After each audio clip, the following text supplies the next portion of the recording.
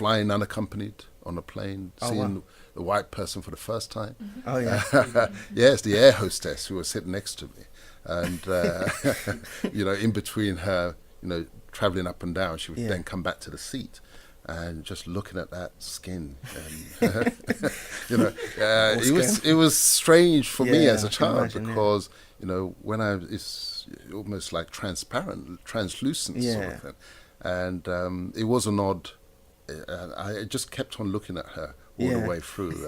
Her hair, it just didn't look the way I was accustomed to. People looking. Yeah, so, and I guess in those days you didn't have like TVs that you were watching white people. Precisely, and here's the irony that I was coming from a place where she looked the odd one out and strange, and I was coming to a country where the roles would be reversed. Yeah. I'll be the odd one out with the curly hair and the black skin and all the rest of that amongst all the white boys and white girls, etc. So it was an interesting crossover that we were having.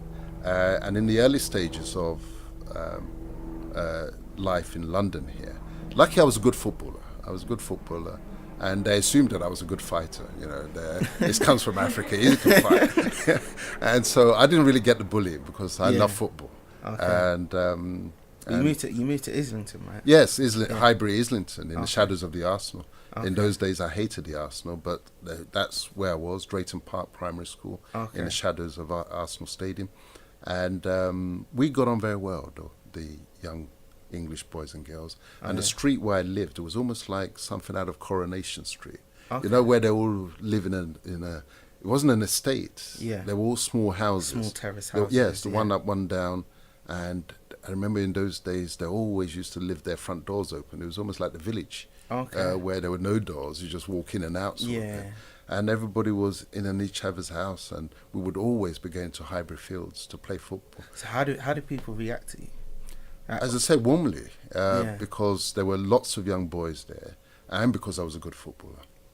So and we had were there other ethnic minorities there at the time, or were you like in that area? Yes, there was. I remember there was a Brazilian boy who was also a very good footballer, and his cousin, and we had a great football team called Whistler Street Rovers. Oh, yeah. We used to go around, and there was one of the, as they do still today, it will be the father of one of the boys who drives a van, and we'll bundle in the back of the van, go and play our fixtures, go and play our matches.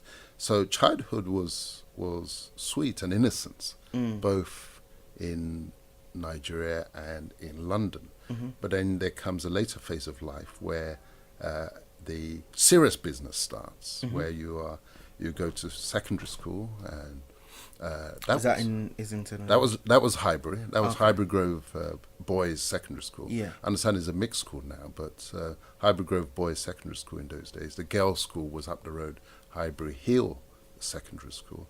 But ours was all boys, and it was 1,400 boys. Oh, wow. And that was an experience because these were boys from all over. You had Greeks, you had Turks, you had Jamaicans, Caribbeans, and it was whole. So it's a very multicultural school. Very multicultural school. Okay. Very multicultural. We weren't the brightest, but we were fun. Okay. And we, few of us made it through to the sixth form. Yeah. I think I was the only black survivor for the sixth form. Okay. And then you're starting to think seriously about the life ahead.